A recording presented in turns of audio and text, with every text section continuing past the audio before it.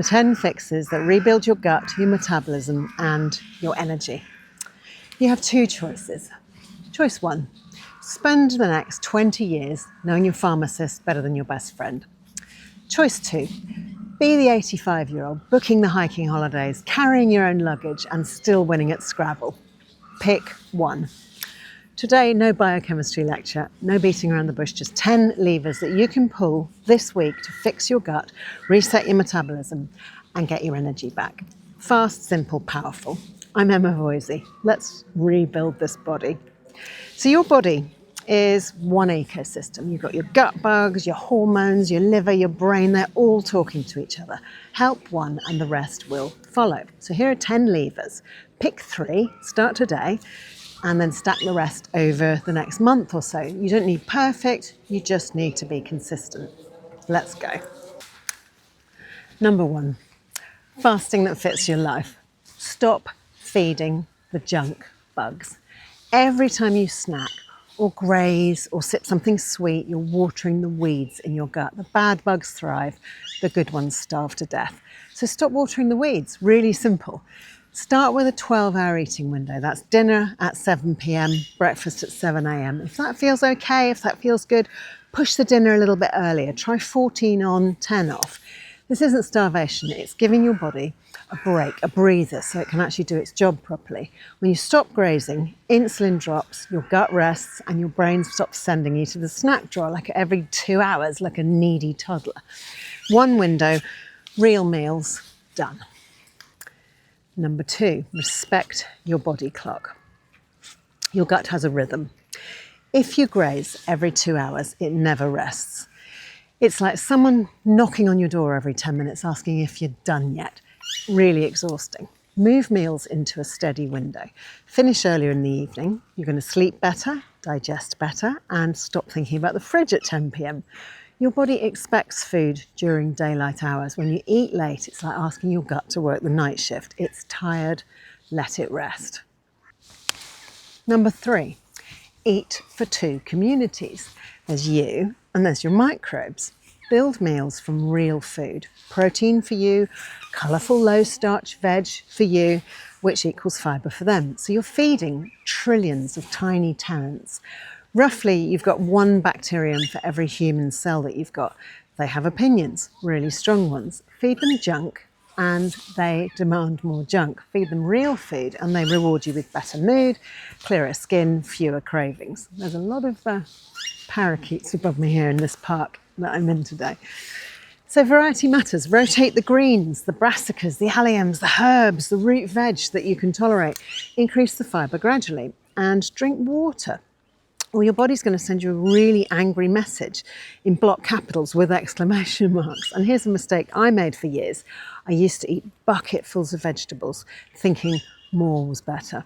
It wasn't. My gut got overwhelmed. I was bloated constantly. Turns out your gut needs variety and gradual increases, not a vegetable avalanche. Diversify, hydrate, move on. Now, if any of this is starting to sound familiar to you, the bloating, the exhaustion, the feeling like you've tried everything, let me tell you about Sarah. Sarah came to me last year, exhausted, bloated, and convinced she'd failed at health. She'd been living on healthy snacks, fruit smoothies and constant grazing, the very habits keeping her gut on high alert. We simplified everything. We changed her onto real meals, calm eating windows and fermented foods daily. Within 2 weeks, her bloating was gone. Within 6 weeks, her energy was back. And it wasn't magic, it was just simply giving her gut the rhythm and the nutrients that it had been begging for. So if you're listening to this and you're thinking, that sounds a little bit like me, then book a free discovery call with me. We can look at what's going on in your gut. We'll talk about your habits and your energy pressures, and I'm going to show you the first steps to get that reset started. The link's right at the top of the description, which is down there, and it's also pinned in the comments, and it's completely free to book a discovery call. Number 4, fermented food. Little and often. Daily spoonful, daily sips, sauerkraut, kimchi, kefir, live yogurt, pickled veg in natural brine. Small amounts regularly beat big amounts once in a blue moon. So these are ambassadors for your gut. They keep the peace. Start small, let your gut gut, adjust to them, and don't invite all the guests to the party at once. Daily fermented, done. And you can make your own fermented foods. I've made videos about this before. It's super easy, and they are much nicer when you make them yourself to the ones that you can buy. Number 5, better fats, fewer factory oils. So cook with butter, with ghee, with beef tallow, with coconut oil, with extra virgin olive oil. Ditch those factory oils, the sunflower, the rapeseed, the vegetable oil. They're cheap, they're mass produced, they're chemically extracted, they oxidize when they're heated, and they turn into inflammatory chaos in your body.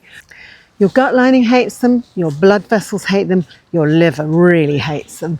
Butter, your great-grandmother used it. It's stable, it's delicious, it doesn't turn into a chemical bonfire when you cook with it.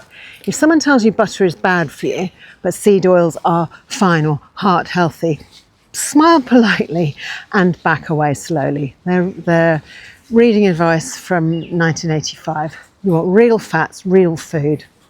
End of story. Number 6, sugar, sweeteners, and your liver. Ultra-processed sugar, fructose-heavy syrups, agave, I'm looking at you, they hammer your liver and they feed the wrong bugs. If sweeteners bloat you or they keep your cravings alive, step them down. Swap sweet drinks for water. Just don't sweeten drinks at all. Always make sure that any drink you have is unsweetened. Sparkling water with citrus or plain tea or coffee.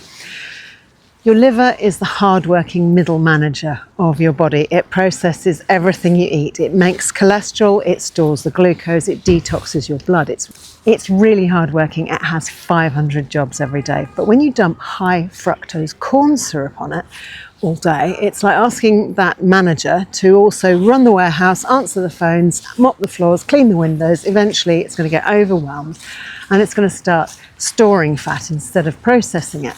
And sweeteners, even the natural ones, they keep your sweet tooth alive. It's like quitting smoking but using nicotine gum. You're still feeding the habit. But Emma, there's sugar in everything. We know this, so make it your job to hunt it down and winkle it out. And stop expecting someone else to do it for you. Cut the sugar, cut the fake stuff, finish. Number 7, SIBO and bloat, the honest bit. If you're constantly bloated, if you're... Oh, there's another dog. Like he's got so many friends today. Huh? So constantly bloated and gassy and tender, like you've swallowed a basketball or been inflated with a bicycle pump. Talk to your doctor or clinician about the possibility of small intestinal bacterial overgrowth. That's SIBO. Bacteria that should be only in your large intestine. That's the last 5 feet of your whole digestive system. The last 5 feet, that's where the bacteria should be living. But they've moved up and they've migrated into your small intestine. Now they're squatting in the wrong place. They're throwing parties with lots of gas. While you wait for answers, you can simplify. So you want 3 proper meals, maximum, no grazing in between, protein and non-starchy veg first, cut the added sugars, cut the constant snacks. SIBO is really sneaky. It makes every meal a gamble, but clearing it up can be absolutely life-changing, and it was for me. So if you suspect it, get tested, but don't suffer in silence and thinking that bloating is normal, because it really isn't. Get it checked. I know how to fix this. I did it for myself, and I've helped hundreds of other people by following a specific protocol. They've also fixed their own bloating.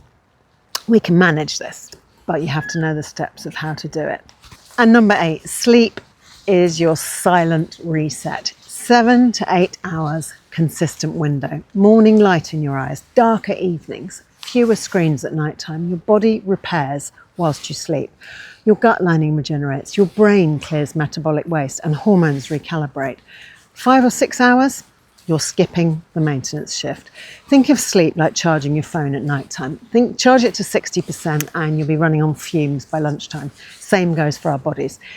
If you snore or you wake unrefreshed or you doze off during the day, ask about sleep apnea. Ask your doctor about it. It's common, especially if we're over 40. Fixing sleep lowers cravings, it smooths blood sugar, it makes everything easier. And if you're scrolling on TikTok at midnight, stop it.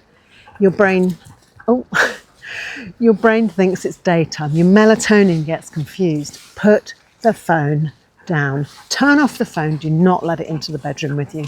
I've made that an absolute rule in my house, and I tell you what, my sleep has improved so much since I stopped looking at my phone right before bed.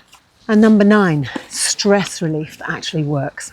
So your gut feels your stress. Yeah, I know, wild, but it does. When you're in fight or flight, digestion shuts down, blood rushes to your muscles, gut bugs get really cranky. So pick one practice, do it daily. You've got things like box breathing. Breathe in for a count of 4, hold for 4, breathe out for a count of 4, hold for 4. Really simple. It's a really good way to immediately lower stress levels. Guided meditation, journaling, go for a quiet walk. Bonus points for nature, trees, meadows, ocean, mountains. You come back calmer. Your immune system behaves like an adult instead of like a hormonal teenager. Stress isn't just in your head, it's in your gut, your blood sugar, your hormones. If you're being constantly stressed, your body thinks you're being chased by a bear. And when you're being chased by a bear, digesting lunch is not a priority. So find 5 minutes, breathe, walk, sit under a tree. Your nervous system will thank you. And I'm in Belgium. I wanted to give you beautiful scenery in the Grand Place in the middle of the city, but unfortunately it was just too noisy to record. So I'm going to give you some drone footage instead.